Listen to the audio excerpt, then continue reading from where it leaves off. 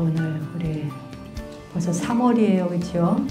아유 참, 좀 날짜 가는 것도 야속하네, 날짜로 보니까.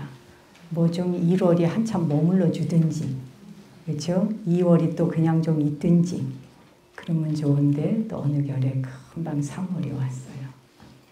여러분 이번에 3월 법회 오셨잖아요.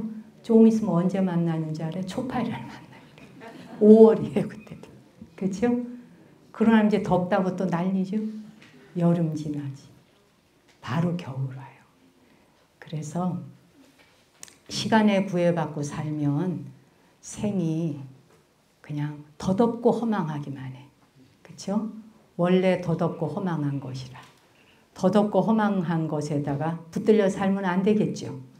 그래서 순간순간을 살아야 돼. 찰나찰나. 그 찰나찰나 순간순간을 놓치지 않고 살아가야지만이 매 순간을 살아갈 수 있는 거예요. 새롭게 새롭게.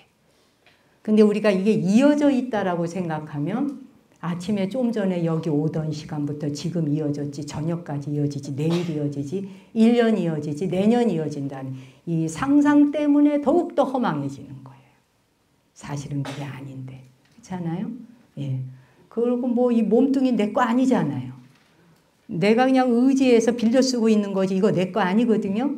내 거 아닌 애한테다 자꾸 탓을 하시면 안 되는 거예요. 뭐 늙어간다는 둥, 주름살 생겼다는 둥, 뭐 어쨌다는 둥, 얘를 좀 바꿔봤으면 좋겠다는 둥, 뭐 어쨌다는 둥. 제발 거울 쳐다보고 걔한테 뭐라고 하지 마세요. 예, 그렇죠?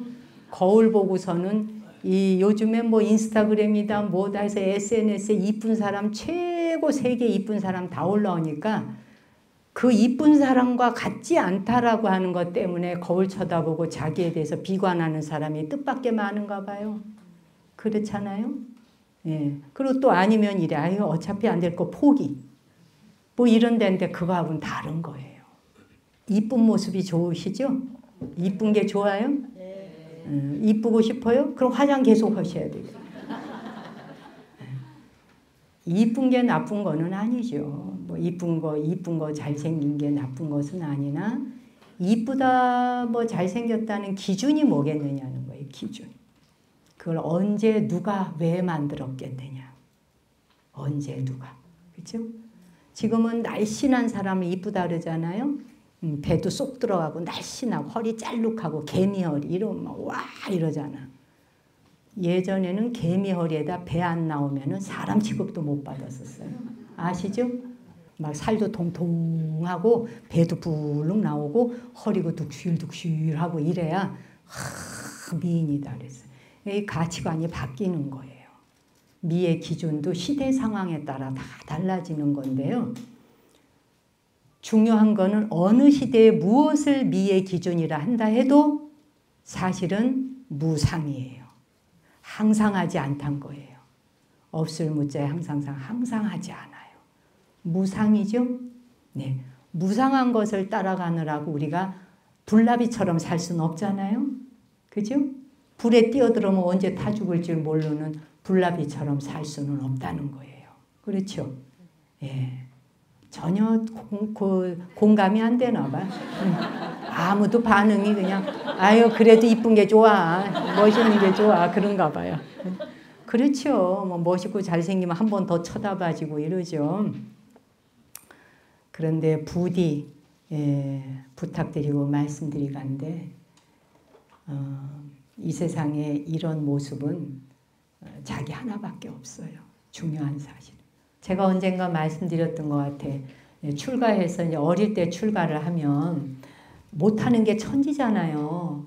어른이 돼가지고도 제대로 못하는데 이 뭐 그냥 10몇 살밖에 안 먹은 애가 잘하면 뭘 얼마나 잘하겠어요?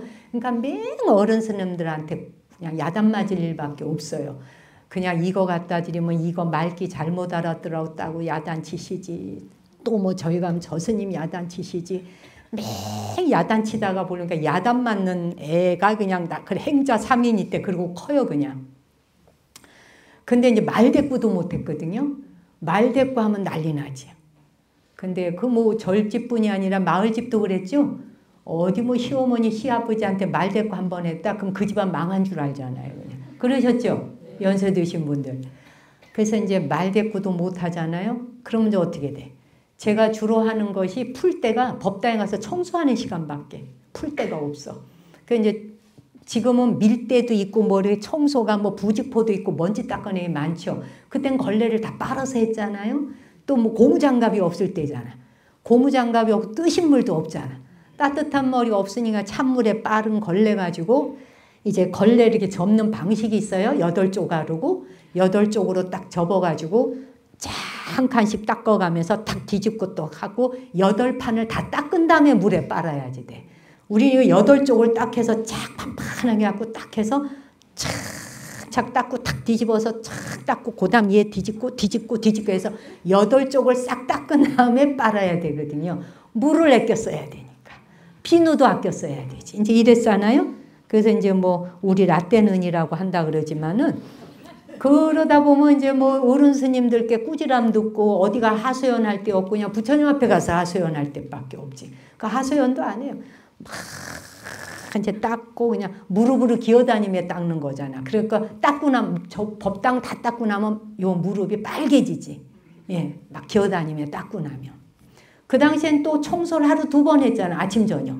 저녁 예불 전에 하고 아침 예불 끝나고 하고 청소 2번씩. 왜 이렇게 2번씩 시켰나 몰라. 뜨신 물도 안 나오고 그냥 물도 잘 없는데도 청소는 뒤집다 해야 돼 그냥. 어쨌든 이제 그래서 싹 이제 치우면서 닦으면서 일단 기분도 좀 좋아지고 그러고 난 다음에 싹 닦고 나면 법당 마루가 반질반질하잖아요. 내가 닦아도 너무 이쁜 거지. 그럼 햇빛이 저렇게 싹 들어오면은 마루가 먼지 하나 없이 반질반질한 걸 보면 막 기분이 좋아져. 그럼 이제 걸레 딱 내려놓고 난 다음에 부처님 앞에서 이제 노래를 한 곡 불러드리는 거야. 그래가지고 이제 뭐 그때 서서 노래 뭐 음발도 부르고 뭐 학교에서 배운 거 다 불러 이제 그 앞에 서서 손을 이래고. 그때 또 왜 이렇게 이거 있잖아요. 그때는 그렇게 했죠? 네. 그래서 이렇게 딱 잡고는 막 이러면서 또 다리를 적당히 벌려갖고 힘을 받아야 되니까. 그래서 참 노래를 한 소절 참 뽑고 막 분위기를 혼자 내는 거지. 누가 보는 사람도 없겠다. 뭐 법당에 혼자 있고 이러면 그냥 막 노래를 그냥 이래하면 눈을 내리 깔고 그냥 그래가지고 혼자 내 흥에 취해가지고 그냥 부처님이 오디션 보시는 거지. 그렇죠? 심사위원, 오디션 심사위원이시지. 노래를 부르면 부처님이 그냥 웃으시는 것처럼 보이면 그냥 여기가 시름이 다 녹아내리는 거야. 그러니까 뭐 법당 청소함에 부처님께 노래 공양 올리고 그러고 돌아서면 언제 누가 뭐라 했는지 하나도 찌꺼기가 남은 게 없었어. 그러면 또 정모가 부르면 네 그러고 뛰어가. 언제 그랬느냐, 언제 야단 맞았냐, 언제 꾸지람 들었냐, 언제 속상했냐 하나도 없어요. 그냥 그러고 나면 후루룩 다 빠져나가서 없어. 그래서 자기의 이 몸 구멍구멍, 땅 구멍구멍마다 다 빼줘버리셔야 돼.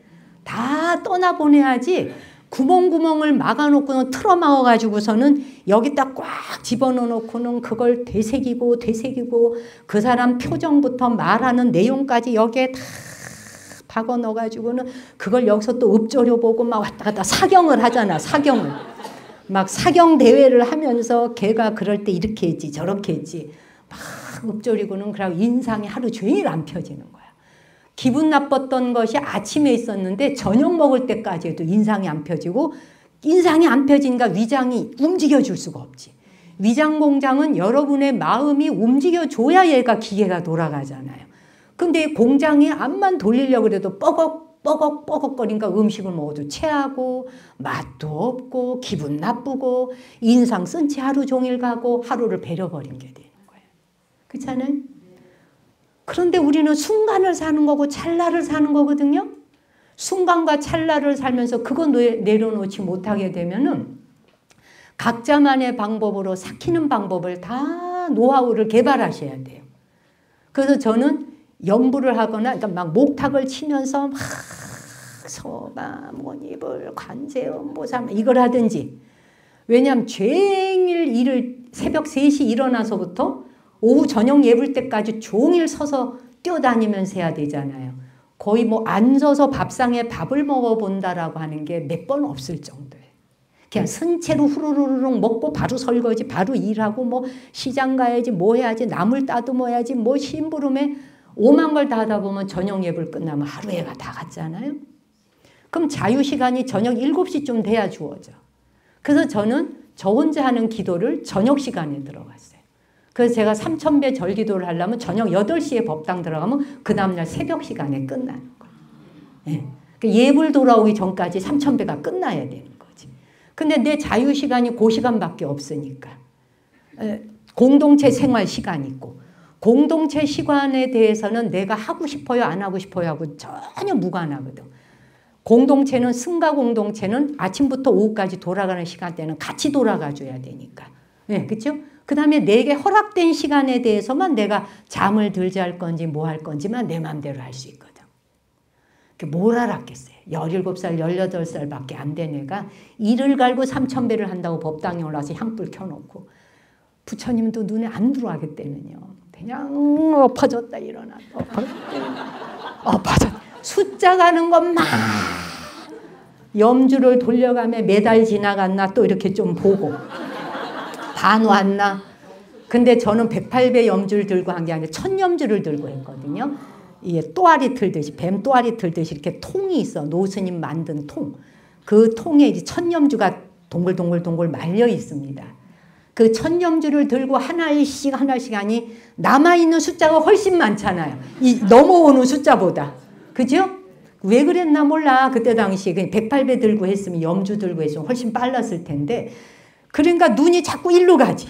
절하면서 눈이 일로 가고 이게 언제 끝나나. 그런데도 불구하고 그게 조복받는 거예요. 한번 자기를 항복받아봐야 돼. 사람이 그 중생심을 항복받는다는 게 쉬운 일이 아니에요. 그렇잖아요? 뭐 우리가 이유와 핑계가 얼마나 많아. 몸 아파서 못해, 뭐 해서 못해, 바빠서 못해, 피곤해서 못해. 이유를 갖다 닫기 시작을 하면은 만사가 다 이유거든. 근데 그 이유는 본성이 하는 게 아니잖아요. 본래 성품이 하는 게 아니거든요. 예, 그거는 습관, 버릇이 하는 거예요. 버릇. 해왔던 업이. 예, 근데 그 업을 녹이는 게 뭐예요? 조복받는 거거든. 항복 한번 팍 받아야 돼. 그래서 기분과 감정을 오래 데리고 놀면 안 된다는 거예요. 아시겠죠? 그래서 되도록이면 툭툭 털고 마치 그 순간밖에 없는 양 사셔야 돼. 그때 그날의 그 순간밖에 없는 양. 응? 설령 기억에 남아있다 해도 그것이 나를 좌지우지하면 안 되는 거예요. 그렇죠? 그럴 수 있는 훈련을 조금씩 각자의 방법으로 노하우를 개발하셔야지 돼. 요즘 대한민국에 거의 한 달 넘게 그전부터도 있어 왔지만 더욱더 왕성한 무슨 이렇게 뉴스 같은 것이 있는데 예의에 대한 것과 무례에 대한 것에 대한 게 막 난리를 치고 올라와요. 뉴스가. 그렇죠? 그렇게 뭐 하극상 하면 안 된다. 뭐 그 운동선수들 간에도 뭐 많았잖아요. 그렇죠? 그래서 그 예를 갖추지 않는 것에 대해서 특히 한국 사람들은 굉장히 그 부분을 못 참아 하잖아요. 그렇죠? 다른 나라 사람보다 한국 사람들이 유난히 더 그런데요. 그 우리가 이 동방예의지국이라는 말까지 있을 정도로. 그렇죠? 예의라고 하는 게 한국 사람들은 예의범절이라는 걸 굉장히 중요하게 생각하는데 예절, 예법이 없는 사람을 뭐라 그래? 뭐 없다 그래요? 싸가지 없다. 그런 말 들어보시죠? 싸가지 없다라고 하는 말이 대부분 예절 없을 적에 쓰더라고요. 근데 그 싸가지라고 하는 말이 강원도와 호남 지역에서 쓰는 방언이더라고요. 그게 싸가지가. 원래 싹수거든요. 싹수의 방언이잖아. 싹. 그러니까 어떤 일이나 앞으로 잘 될 것 같은 낌새나 징조를 싹수라고 그러거든. 그래서 될성 부른 나무는 떡잎부터 알아본다는 속담이 생긴 거 아니에요? 될 만한 아이는 어릴 때부터 씨앗을 보면 안다. 크게 될 아이인지 적게 이게 안 될 애인지를 본다는 거 아니에요. 그래서 싹이라고 하는 거는 싹수라는 말은 사람한테 쓰잖아요. 그럴 때 싹수가 어떻다 그래요? 노랗다. 싹수가 노랗다 또는 싹수가 없다. 그죠? 싹수 없다, 싹수가 노랗다라는데 그 이 싹이라고 하는 건 싹이 움트는 거잖아요, 여러분. 싹이 움터 나오는데 움터 나오는 싹이 없는 거를 뭐가 없다? 싸가지가 없다 그러더라는 거야. 형편없는 어떤 말, 어떤 행동을 미루어서 그 사람의 앞날 역시 형편없을 것으로 생각할 때 쓰는 말이 저 사람 참 싹수 없네, 싸가지 없네 이런 말 하죠. 근데 그게 원래 싹아지예요. 싹아지. 강아지, 송아지, 망아지. 아지가 아기, 새끼잖아요. 예, 싹수. 그래서 싹아지. 그지? 싹수라는 거예요. 그러니까 싸가지가 없단 말, 이건 단순히 예의와 버릇이 없다는 말을 넘어서서 이 환경적으로 볼 때 환경적인 요소가 이렇게 충분치 않으면, 그러니까 자기가 뭘 배우고자 하고 노력을 하고, 우리 불가에선 수행하고 정진한다 그래요. 수행을 하고 정진을 하고 자기를 조복받고 항복받고 해서 자꾸 노력을 해야 되잖아요. 근데 그런 환경적인 요소가 자기가 싹이 잘 틀 수 있도록 환경을 만들어주는 게 아니라 아예 싹수가 노랗도록 살아간다. 싹이 없도록 살아간다. 그럼 싹을 틔울 수 없다는 말이잖아요. 싹을 틔울 수 없다라고 하는 말이 무슨 말에 이르를까요? 미래에 희망이 없다라고 하는 말이에요.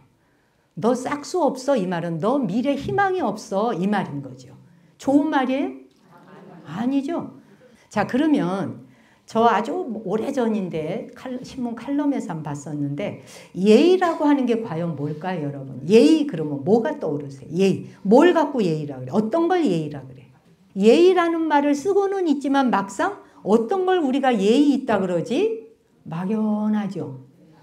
이걸 20, 30대한테 물었어요. 20대, 30대의 경우는 예의, 그러면 예의할 때 어떤 걸 예의가 있다고 생각해요? 라고 하니까 나이와 상관없이 공평하게 대하는 걸 예의라 생각한대요. 나이 상관없이 공평하게, 모든 존재를 공평하게. 맘먹자는 말하고는 다른 거예요. 공평하게. 그 다음에 여자, 남자, 성별 관계없이 동등하게 대하는 게 예의라고. 그리고 선을 지키는 것이 예의다. 이게 20, 30대가 했는 답이에요. 그럼 이제 50대, 60대 이상으로 넘어가 볼까요? 50대, 60대 이상은 웃어른 공경하는 게 예의예요. 웃어른을 공경하라라고 배웠잖아요. 근데 아까 말씀하신 대로 인사성 바른 사람을 예의 있다 그래요. 그 다음에 50대, 60대 이상은 공중도덕 잘 지키는 사람을 예의 있다 그래요. 약간 답이 다르죠? 그치? 공중도덕을 잘 지키는 사람. 자, 그래서 단체나 조직이나 어떤 그룹이나 사실은 예의가 있다는 것은 뭐냐? 선 넘지 않는다는 말이에요. 그렇죠? 선을 넘으면 예의 없다 그러죠? 선을 넘지 않는 것, 그것이 아랫사람이나 모르는 사람에게 막대하지 않는다는 말이에요. 잘 모르는 사람. 그치? 그 다음에 아랫사람에게도 마구제비로 대하고 막말하고 막 행동하고 뭐 이놈의 새끼 저놈의 새끼 이러면서 막 멱살 잡고 막 따고 때리고 이래봐요. 그 예의 있는 건 아니다는 거지. 그리고 또한 사람을 무시하지 않는 것. 그게 예의라고 생각한다는 거예요. 우리가 예의라고, 동방예의지국이라는 말을 많이 하는데 무엇을 가지고 예의 있다라고 하는가를 구체적으로 생각해 보는 것도 공부인 것 같아요. 그렇죠? 그래서 여러분도 보셨을 수도 있어. 뭐 그 유튜브에서 보니까 레스토랑에 웬 그 머리가 희끗희끗한 할머니도 아니고 아줌마 할머니 사이 좀 되는 분이 들어오셨어요. 청바지 입고 허름하게 들어오셨어요. 그랬더니 아유 그 지배인이 나와가지고 아유 죄송한데요 예약 다 돼 있고 들어오실 수 없다고 그렇게 그래. 저 빈자리 많은데 뭐 이러니까 다 예약되어 있는데라고 해서 못 들어오게 하는 거야 자꾸만. 예. 그러나 이제 실갱이를 막 이제 어쩌고저쩌고 하고 막 이러니까 말하자면 여기는 이렇게 이제 신사숙녀복을 이렇게 입고 좀 갖춘 사람이 들어오는 데지 이렇게 하고 오시면 안 된다는 거예요. 예를 들면. 이제 그렇게 하고서 막 실갱이를 하고 있는데 남자가 하나 싹 신사복을 입은 남자가 쓱 들어와. 그러니까 이제 지배인이 아우 사장님 오셨냐고 인사하니까 사장님이 엄마! 엄마 벌써 오셨어요? 이러는 거야. 예. 그러니까 이 사람을 지금 내쫓으려고 그랬는데 이 지배인은 옷 좀 갖춰 입고 온 사람만 여기 들어오는 데야 뭐 이러니까 말이야. 그랬더니 이제 엄마 벌써 오셨냐고 이러면서 이제 사장님의 어머니라는 걸 알게 되는 순간 어찌 됐을까요? 그냥 지배인이 얼굴이 흑빛이 되는 거지. 그래서 잘렸는지 계속 있는지는 모르겠어요. 예. 뭐 이제 그것도 좋은 교육이 되는 거죠. 어쨌든 그렇게 우리는 일상생활에서 누군가를 많이 무시하죠. 그 다음에 또 왜 어느 그 비싼 그 보석집 있잖아. 주얼리 하는 상에 이렇게 들어갔는데 진짜 청바지 입고 머리도 그냥 뒤로 쪼매가지고 묶었어. 그냥 뒤로 묶고 그런 여자가 이제 이렇게 굉장히 비싼 다이아몬드 파는 엄청나게 비싼 뭐 된가 봐요. 그래 쓱 들어오니까 직원들이 쓱 아래로 훑어보니까 이 사람은 100만 원짜리도 사게 생기지 않은 사람이야. 근데 그 가게가 1억부터 4억 막 이런 거 판매하는 데였는가 봐. 그러니까 이제 그 지배인이었는지 여성이 이제 나왔고 그러니까 대꾸도 말 같지 그냥 뭐 당신 같은 사람 살 수도 없다는 식의 이제 표정과 말을 하는 거예요, 계속. 근데 계속 이게 얼마냐, 이거는 뭐냐, 그냥 보여달라 어쩌려니까 아 그런 건 만질 수도 없다고 막 손을 이래가면서 보여줄 것도 없어 그냥 막 이러면서 인상부터 쓰면서 그래요. 그렇게 하고 있는데 웬 직원 하나가 여자가 나와. 그 센스 있는 여자가 딱 오더니 관계없이 일단 이 사람이 어떤 손님일지도 모르고 그랬더니 이제 친절하게 하면서 이렇게 안내를 해줘. 그래갖고 이제 이거를 보고 싶다 그러니까 이제 다이아몬드를 빼가지고 이제 이렇게 걸쳐도 보고 뭐 이래. 그래서 이게 얼마냐 그러니까 제가 정확히 잊어버렸는데 2억인가 뭐 한데 근데 바로 싸라 그래. 바로 해서 가져간다. 그래가지고 그 자리에서 바로 계산하고 가져가. 그래서 그 어떻게 됐게 그 사람 또 잘렸을 거죠. 몰라. 거기에 목이 붙어 있는지 날아갔는지는 알 길은 없어요. 어쨌든 이런 것들이 세상에 굉장히 많은데 그 말이 곧 우리의 속담에도 있잖아요. 사람 겉모습 보고 평가하지 말아라. 그 사람 입고 있는 옷 보고 평가하지 말고 모양 보고 평가하지 말아라. 그 사람이 어떤 사람인지 모르고 부자이던 부자 아니던 간에 누군지 알 수 없는 거 아니에요? 사람은 어디서 어떻게 만나질지 몰라요. 그렇죠? 근데 그걸 떠나서 기본적으로 예의와 무례에 대해서 우리나라가 굉장히 중요하게 생각하고 따지는데 예의와 무례, 예가 있는 사람인지 무례한 사람인지를 알기 가장 쉬운 장소가 어디일까요? 운전대 잡으면 알아요. 운전하는 사람. 핸들 잡으면 바로 그 사람 그냥 인품이고 뭐고 그냥 핸들 잡는 순간 다 일단은 저당 잡아놓잖아요. 운전대 잡아보면 바로 안다는 거예요. 그게. 그러니까 어떤 사람이 그런 예도 있었대. 그 주차장에서 이제 차가 쓱 나와. 주차장에 차가 나오는데 대로변으로 나오는데 여기 차가 가고 있어. 근데 주차장에서 차가 나오는 게 이제 머리가 좀 이렇게 빠지니까 뒤에 오던 차가 조금 서줬어. 양보를 했지. 그 양보를 해주니까 나오던 차가 90도로 이렇게 인사를 했어요. 고맙다고. 90도로 이렇게 인사를 하니까 뒤에서 서준 사람도 무의식적으로 90도로 인사를 했어요. 같이. 예. 그래서 이제 이 차가 쓱 앞에 서서 가면서 깜빡이를 딱딱딱 켜주면서 고맙다고 사인을 했어요. 그러니까 서로가 인사를 이렇게 주고받은 거 아니에요? 이런 건 사실 예의 있는 거죠. 그러나 우리가 길에 나오는 순간 대로변에 나타나는 순간이 이거 되게 어려운 거예요. 이게. 비상등으로 감사 표시해주고 뭐 이랬는데 지금 했는 요 이야기가 유튜브 조회수가 250만이 넘었어요.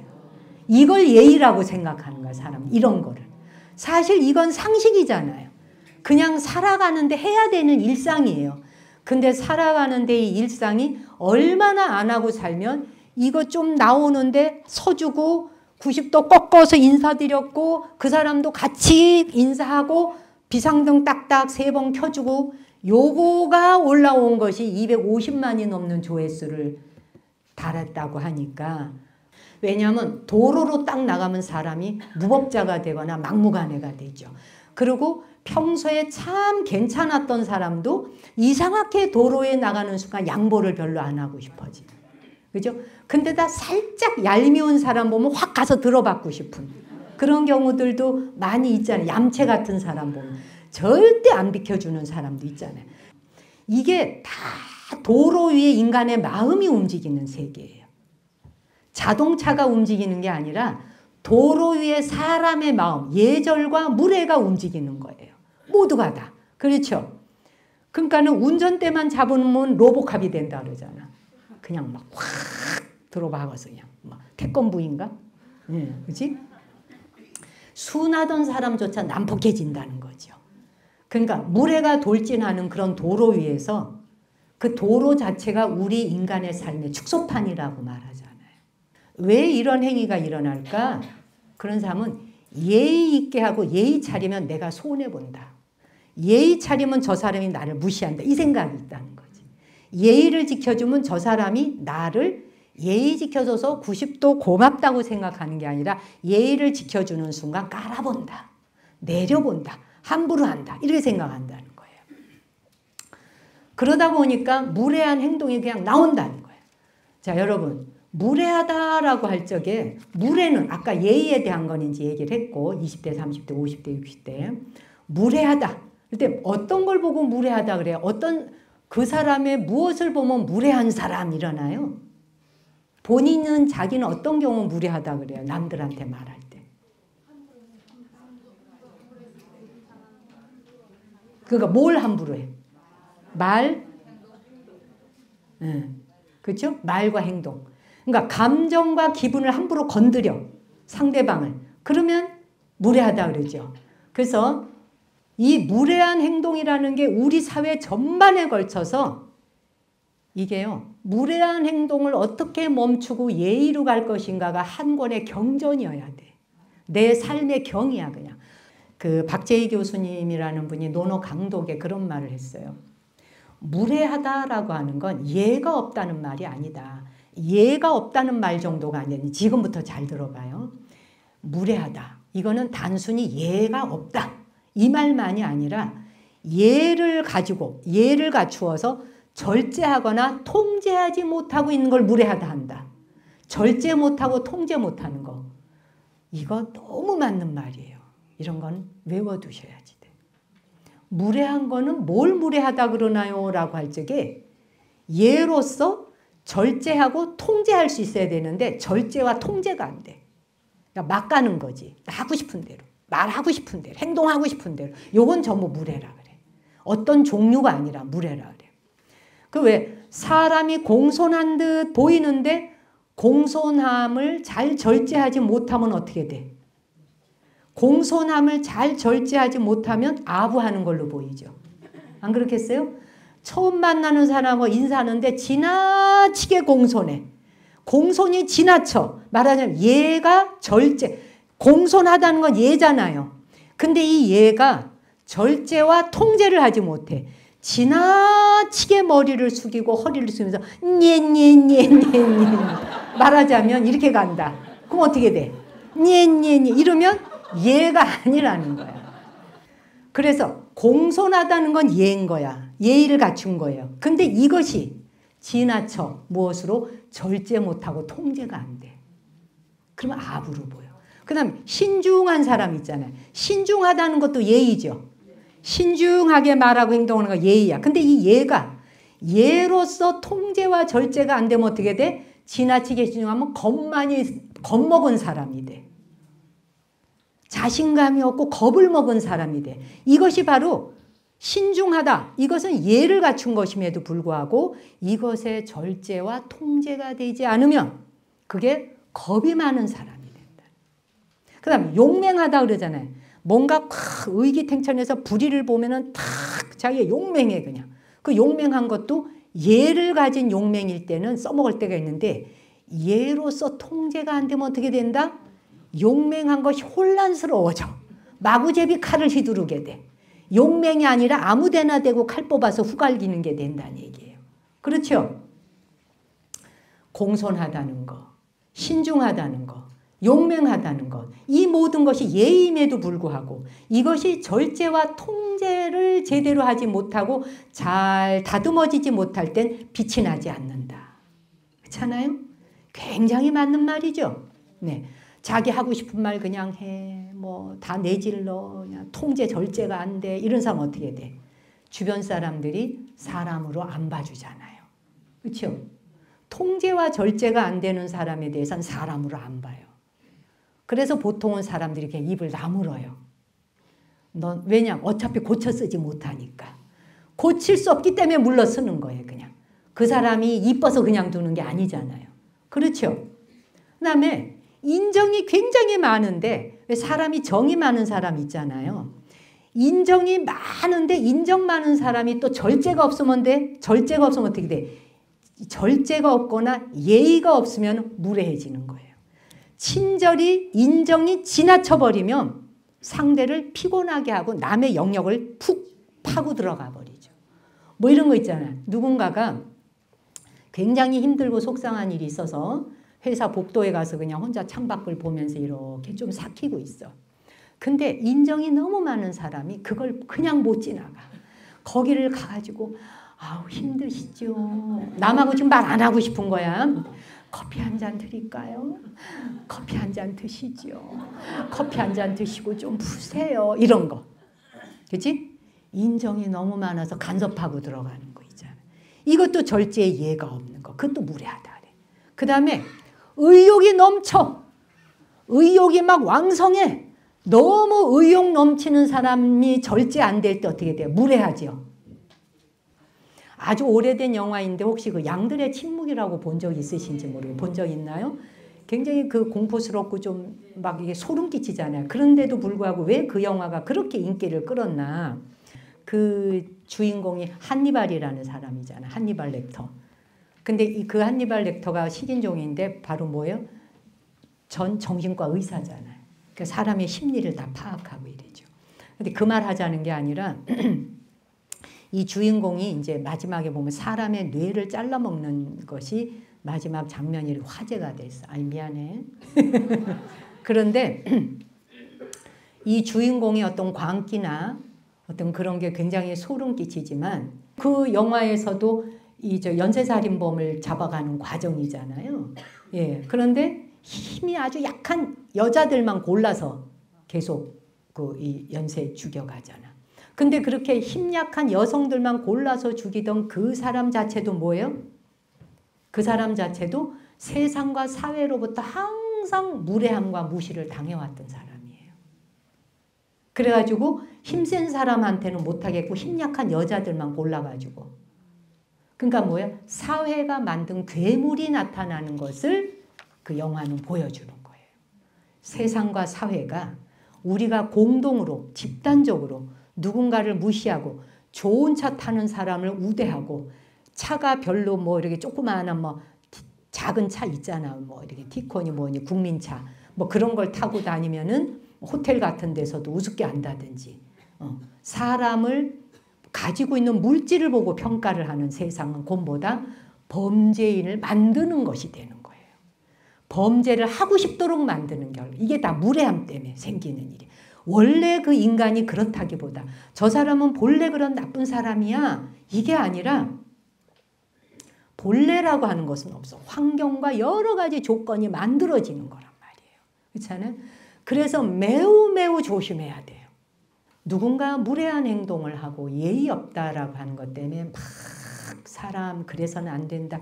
그래서는 안 돼라고 말하는 것까지 아주 좋고 그런데 잠시 멈춰서 나 자신은 무례한 행동과 말을 하지 않는 사람인가를 먼저 돌아보자. 내가 어떤 사람인가? 나 어떤 사람인가를 돌아보는 것이 참 공부거든요. 나는 남에게 누군가에게 무례하거나 나 그런 사람 아닌가? 내가 그렇게 말하거나 행동하지 않나? 예, 자식 중에서도 무례한 자식도 있잖아요. 부모한테 막말하고 욕설하고 재산 다 빼앗아가고 그것도 모자라서 부모를 재산마저 안 준다고 살해하고 이런 무례한 행동들이 세상을 난무하는데 사바세계가 어떻게 조용할 날이 있을 수 있겠어요? 이 사바세계가 흉악한 곳이 아니라 사바세계에 몸부비고 살아가는 우리 자신들이 이 생각 하나 온전하게 가지지 못하는 데서 세상을 이렇게 어지럽히고 있는 거예요. 우리의 욕망과 우리의 탐욕이 환경도 더럽히고 뭐 바다, 산, 강 어디든지 가보세요.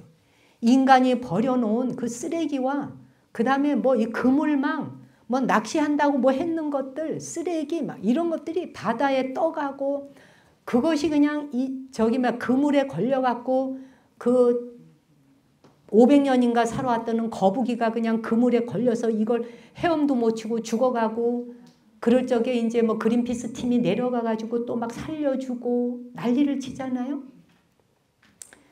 이렇게 인간이 무례하고 자연 앞에서도 무례하고 우리의 삶 자체에 대해서 무례하다면 자연이 과연 우리를 용서할 수 있을까? 내가 정말 이 자연 속에 한 존재로 살아가면서 이 우주간에 예를 갖추고 사는 사람인가? 무례하게 사는 사람인가? 이걸 우리는 한 번쯤 생각해 봐야 된다. 적어도 불자라면 부처님 법을 따르겠다고 했는 사람은 절제와 통제가 없어서는 안 된다. 출가한 사람과 불교에 귀의하신 분들이라면 부처님의 가르침이 절제와 통제를 통해서 내 삶을 예의를 갖추어서 여법하게 살으라는 거거든요. 법답게 살아라. 법에 준하지 않는 삶은 이미 그냥 막 사는 거가 돼요. 그 세속스러움의 삶이라는 게 나쁘다 좋다가 아니에요. 세속스러움의 삶이라는 건 물질을 탐하게 되잖아요. 물질을 과도하게 탐하는 것은 예가 없어져 버리는 거예요. 통제와 절제가 안 되니까. 무질서가 되잖아요. 그렇지 않겠어요? 물건 하나를 사더라도 무엇인가를 먹더라도 어떤 행동을 하더라도 내가 말을 하더라도 모든 것들을 내가 통제와 절제를 통해서 가늠할 줄 알아야 그것이 예를 갖고 사는 것이다. 그렇지 않으면 우리는 본의 아니게 나 자신이 본의 아니게 무례하게 살게 된다. 무례라는 것은 남에게 꼭 나쁜 말을 해서만이 무례가 아니다. 내 삶 자체에 절제가 없으면 그게 무례한 것이더라. 그 바로크 시대의 거장인 화가 중에 제가 아주 좋아하는 화가가 있어요. 네덜란드 화가인데 여러분도 들어보셨을 거예요. 렘브란트라고 유명한 작가가 있어요. 그 렘브란트가 그린 그림이 빛과 어둠, 명암을 아주 그림을 그려서 굉장히 그림이 인상적이에요. 근데 그분이 그린 그림 중에 돌아온 탕자라는 그림이 있어요. 그 돌아온 탕자가 굉장히 유명한데 한 아들이 아버지한테 분명히 그 유산 받을 때 무례한 짓을 했을 거예요. 막 무례하게 하고 이제 재산을 한 덩을 받았어. 그리고 객지로 떠났지. 객지를 떠돌면서 사창가를 떠돈 거야. 그러다가 재산을 다 탕진을 했어. 빈털터리가 됐어요. 돼지죽을 같이 얻어먹다가 옷도 다 떨어지고 신발 다 떨어지고 거지가 돼서 갈 데가 없어서 아버지한테 돌아와요. 고향으로. 그걸 그림으로 그린 거예요. 이게. 아버지한테 돌아오니까 아버지가 아들을 안아주면서 용서를 해. 예, 그리고 환대를 하는 그 장면이야. 그 옆에 바로 큰아들이 서 있어요. 큰아들이 딱 서서 보는데 이제 큰아들도 아버지에게 이제 재산을 받았고 뭐 이러겠지. 그래 이제 용서와 사랑으로 보듬는 아들을 보고 있는 이 큰아들 눈에는 거지가 다 돼서 돌아온 동생이 아까 예절 없는 걸 뭐라고요? 싸가지가 없다. 싹수가 없다. 싸가지가 없게 보인 거야. 이게 그 그림 장면이에요. 큰아들 눈에는 싸가지가 없는 동생으로 보이는 거예요. 이걸 이제 그림으로 이제 아버지는 또 받아들이고 용서를 해. 사실 이게 이제 그 성경에 나오는 이야기를 그림으로 한 거란 말이에요. 법화경에도 나오잖아. 제4품이 뭐죠? 신의 품이잖아. 그 신의 품에 장자와 궁자 이야기가 나와. 바른 법의 길에 들지를 못했어. 그런데 우리가 불난지 화택에 산다 그러잖아. 이 세상에. 탐욕과 욕망의 세상을 주류하는 자식을 안타깝게 여겨서 미혹에서 벗어나게 하려고 하는 뜻이 담겨 있어요. 그리고 나는 중생이여 성불할 수 없다는 고정관념을 깨고 본래 부처의 자식이다. 본래 깨달은 자다. 요걸 자각하게 하는 게 신의 품이거든요. 그게 이제 부모가 자식 교육하는 장면이에요. 자, 보세요. 사람이 모여서 사는 곳에는 사람들이 가장 좋지 않게 생각하는 게 예가 없고 무례한 것이다 하는 것을 아셨죠? 예가 없고 무례해. 그 다음에 예가 있어도 절제와 통제가 없으면 예를 잃은 게 된다. 그 또한 무례가 된다. 과하면. 이게 우리 공부인 거예요. 그 누군가 제3자가 그런데 제3자가 볼 때 나를 어떤 사람이라고 볼까 이거를 한번 생각해 봐야 돼. 오늘 여러분들은 딴 거 할 거 없어. 여러분이 생각할 것은 다른 사람이 나를 예가 있다고 보는가 무례하다고 보는가 나 어떤 사람이라고 남이 나를 평가할까를 한번 물어보셔야 돼요. 지금 한번 잠시만 눈 감아 보세요. 30초만. 눈 감고 자기가 여태 살아오면서 주변 사람들이 나를 예가 있는 사람이라고 생각할까 무례한 사람이라고 생각할까라고 그저 한번 물어봐요, 자신에게. 그냥 물어보는 거예요. 눈 떠보세요. 어떤 것 같아요? 나 또한 무례할 때 있죠. 예. 남도 무례할 때 우리가 엄청나게 뭐라 하지만 자기 자신이 무례할 수도 있다는 생각을 할 때 역지사지가 또 되는 거예요. 그렇죠? 그래서 다시 시작해 보자는 거야. 이제 마무리. 사람의 능력 중에서 가장 큰 것이 뭐냐? 언제든지 다시 시작할 수 있는 거예요. 이게 인간의 능력이에요. 그렇잖아요? 노자도 그런 얘기를 했잖아. 이 세계는 원래 대립이 상호존립한다. 유무가 상호작용한다. 선악이 상호작용한다. 그렇잖아요? 예와 무례도 서로 상호작용하는 거예요. 다만 무례를 저질렀을 때 해야 될 게 뭘까요? 사과해야 돼요. 참회하는 것입니다. 무례라고 하는 것을 예로 돌리는 방법은 사과하고 미안하다라고 말하고 불자들은 참회의 길로 들어가는 겁니다. 이것이 세상을 온전한 길, 바른 길로 만들어가는 길입니다. 그래서 참회 기도가 굉장히 중요해요. 참회하는 문화가 형성돼야 돼. 인간이 살아가는 세상에 우리가 성인 군자가 아닌 이상, 부처요 성인 군자 예수 그리스도가 아닌 이상은 인간들이 무례를 범할 수 있어요. 알고도 범하고 모르고도 범해요. 부부 사이에도 알고도 모르고도 범해요. 그렇잖아요? 부부 사이에 서로 부부가 되는 순간 말 놓기 시작하잖아요. 말을 놓는 순간부터 뭐예요? 예를 버리기 시작해요.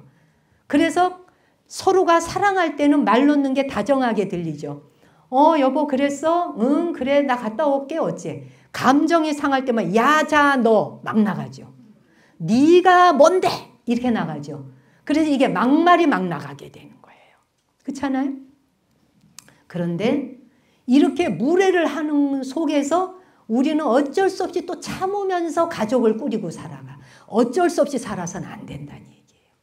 다시 예를 회복해야 돼. 예를 회복하기 위해서 뭐다? 무례했던 행동에 대해서 사과하라. 그리고 불자는 참회하라. 참회라고 할 때 참이라는 말은 크샤마, 버머에서 크샤마, 뉘우친다. 용서를 구한다는 말이에요. 뉘우친다. 그건 내가 정말 잘못했어요. 그건 정말 내가 미안했어요. 진심으로 해야 되는 거예요. 참 회라고 하는 거 뭐예요? 참회에서. 다시는 그러지 않겠다라고 후회하는 것이 회예요. 참회. 그렇잖아요? 그래서 회라고 하는 건 뭐 후회를 많이 할수록 좋다 그러잖아요. 수정하고 교정하기 때문에. 후회를 해야 되는 거예요. 후회. 그렇다고 후회에 막 후회하면서 우울해하면 안 되죠. 후회하고 사과하고 돌아서야지. 빨리 바꿔야지. 불가에서는 참여하는데 4가지를 이야기했어요. 제때하라. 때를 놓치지 말아라. 모든 거는 타임이에요. 때를 놓치면 이것이 그만 희석돼 버려요. 그래서 미안하다라고 알아차렸죠. 내가. 그럴 때 자존심 내세우지 말아야 돼요. 미안한데 미안한 것까지는 알겠어. 근데 이 말을 하려니까 좀 존심이 상해. 그거 자존심 아니에요. 자만심이에요. 자만심과 자존심 섞어 생각하시면 안 돼요. 자존이라고 하는 건 뭐다? 내가 스스로 자존하는 사람은 미안할 때 제때 반드시 미안하다고 말할 수 있다. 때를 놓치지 않는다는 거예요. 그렇죠? 때 놓치지 않아야 된다. 그 다음에 미안하다고 말할 때 진실성을 가지고 하라. 굉장히 중요한 말이에요. 다 잊어버려도 좋아. 오늘 끝으로 요거는 머리에 정리하셔야 돼. 무례한 행동을 할 수도 있다. 최대한 안 하려고 해야 되지만 무지하고 어리석다 보니 예를 갖추지 못할 때 있다. 자기 자신에게, 가족에게, 타인에게. 그럴 때 우리는 참회한다, 사과한다. 그런데 방법은 뭐다? 제때한다, 진실성을 가지고 한다. 미안해. 아직 화가 안 가셨어. 미안하다 그러면 다야? 미안하다니까. 당신은 항상 미안해 미안해. 미안하다는 말로 하면 끝나? 막 덤비지. 그럴 때. 야 그럼 미안하다 하면 됐지 뭘 더 하냐? 바로 또 싸움 나와. 미안하단 말 이외에 뭘 더 해? 이건 미안하다가 아니야. 그렇죠? 미안하다라고 하는 말은 내가 했지만 받아줄 건지 말 건지는 그 사람의 우주가 선택하는 것이다. 안 받아준다고 화를 내는 건 내가 다시 또 무례를 하는 것이다. 아시겠어요?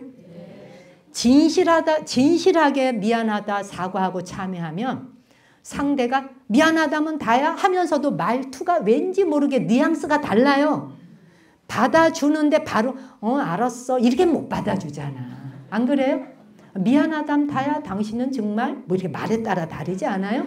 다 싸워보셨을 거 아니에요. 수도 없이 하고 살아오면서 이생 살아오셨죠? 자녀 키우려다 보니 얼마나 겪으셨겠어. 산전수전 공중전까지 다 해보셨을 건데 그렇죠? 그 다음 세 번째가 뭐다?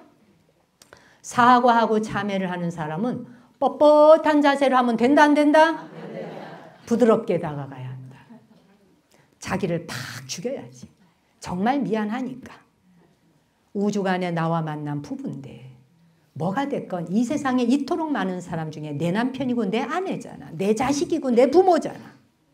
부모도 자식에게 미안할 때 미안하다 말해야 돼. 부모님들이 예전에 어땠는지 알아? 이놈 자식이 뭘 잘못한 어른한테 뭐 그러니까 예의 없다 그러는 거예요. 그래서 꼰대 소리를 듣잖아요. 그렇잖아요? 5살 배기 애라도 예를 들어 유준이 유정이가 유정아 그건 내가 엄마가 미안해. 또는 유준아 할머니가 그건 정말 생각해보니 부족했어. 이래야 되는 거야. 할머니 아세 몰라. 한데 늘 하시게 생겼네 얼굴이. 부드럽게 말을 하다 보면 상대가 바로 받아들여. 그렇죠? 아유 뭐 너는 잘못 안 하냐? 그래 미안해. 이러봐. 어떻게 돼? 싸움 붙이지. 그래 미안해. 아유 어쩌라고. 그 다음에 네 번째. 유익함을 주는 방향으로 말하라. 내가 사과를 할 때는 나와 그대의 사이가 성장하고 유익해야 돼. 한 걸음이라도 그걸 통해서 배웠고 나아가야 돼. 네. 꽁해 갖고 있으면 안 되는 거야. 이 안에. 진심으로 말할 때 설령 그것이 그 다음에 또 그 짓을 저지르더라도 인간이라 또 저지를 수 있거든. 그치요? 습관이 있으니까. 그런데 뭐예요? 용서를 해주기로 했잖아요. 깨끗하게 놔줘야 돼. 그 다음 끝으로 5번째. 적어도 사랑, 자비심을 지니고 말하려고 사전 미리 훈련하라. 5가지. 5가지 다 못해도 이 중에 2가지만 실천해도 제때하고 진실성을 갖고 하면 부드러움과 유익함은 따라가고 자비심 따라간다. 자, 그래서 오늘은 여러분에게 예와 무례에 대한 이야기를 했는데 예라고 하는 것과 무례라고 하는 건 진짜 손바닥 하나 뒤집기 차이에 있구나. 그런데 타인에게 무례하다라고 손가락짓을 할 때 이 손가락을 돌려서 내게 나는 혹시 누군가에게 내 아내나 내 남편, 내 자식, 내 부모님, 내 주변 사람, 친구 누구에게 무례한가 아닌가라고 항상 돌아보고 남을 함부로 깔아뭉개거나 무시하거나 함부로 말하거나 그래서 남에게 감정 쌓이도록 하면 안 된다. 그것이 누구라도 어디 가서라도 그렇죠? 그리고 제일 중요한 거 그 사람 얼굴 쳐다보고 얼굴 평가하지 않는다. 제일 중요한 거. 네. 얼굴 평가하지 말고 남의 연봉 묻지 말고. 우리나라 사람들은요. 타인에 대해서 뭘 질문할 때 본격적으로 치고 들어가 질문을 해요. 이거 굉장히 무례한 거예요. 그러면서 우리가 동방예의지국이래. 동방예의지국 그런 거 하면 안 되는 거예요. 우리나라는 특히 부모님 계시고 아버지 직원 뭐 아버지 직원 뭐 그리고 아버지 연봉까지 묻는 사람들도 있대요. 이 사람 연봉만. 그 사람 연봉 알아서 뭐 하려고요? 예를 들면. 그 다음에 얼굴 보면서 아우 어디 아팠어 왜 이렇게 그냥 늙었어 뭐라든지 아주 안 본 새 한 달 사이에 주름이 쪼글쪼글해졌네. 죽은 주름 피는 성형을 해줄 거요 어쩔 거요. 타인의 외모를 바라보고 살 빠졌네 살쪘네는 절대 말하면 된다 안 된다? 안 된다. 미국인들 같은 경우는 버스를 탈 수가 없을 정도로 살이 쪘잖아요. 왜? 이 버스에 몸이 안 들어가요. 그래서 그 사람들 버스를 못 타요 거의. 그래서 이용 수단이 달라. 이동할 때 수단이. 그 정도로 쪘지만 절대 그 외모 가지고 아이고 뭐 이런다든지 이런 거 절대 없는 거. 하면 안 되는 거. 필요가 없는 말이에요. 항상 그 상대를 볼 때 아유 이번 한 달도 사느라고 고생하셨겠구나 마음으로 축수 발언을 해야지. 또 사는 거는 괜찮으실까? 집안에 걱정은 없으실까? 마음으로 기도해줘. 야, 너 뭐 걱정거리 있냐? 얼굴이 왜 이렇게 찌그러졌어? 깡통 찌그러지듯이 찌그러졌잖아. 뭐 이런다든지. 예요, 무래요? 이제 뭔지 아시겠죠? 뭐가 무래인지. 그죠? 부부 사이에도 이러면 안 돼요. 남편 존중하고 아내 존중해야 돼요. 집안에서 평화로워야 돼. 이게 되는 집안이고 되는 집안이 나라를 이루고 그 나라를 이룬 것이 우주간에 예를 잃지 않고 사는 거예요. 절집안도 마찬가지예요. 서로가 예를 갖추면 다툼이 없어. 우리 승가가 왜 승가냐? 화합승단이라 그러거든. 이미 다투겠다고 작정하면 이건 우주간에 써먹을 데가 없는 인간 종이라는 거예요. 다투고 싸우고 시비를 걸어. 네가 옳아 내가 틀려. 이건 뭐예요? 우주간에 그런 존재는 필요가 없는 거야. 불자들의 경우는 먹는 것에 대한 것도 알맞게 조정하는 습관을 들여서 내 삶을 평화롭게 해갈 것. 잡수지 말란 얘기가 아니에요. 얼마든지 드셔요. 잡수는데 감사하는 마음으로 먹고 먹은 것만큼의 그 에너지를 나는 무엇에 쓴다? 세상의 유익함과 가정의 유익함에 쓴다. 그렇게 살아가십시오. 무례하지 않게 살아. 예를 갖추어 살아가. 그렇죠 여러분?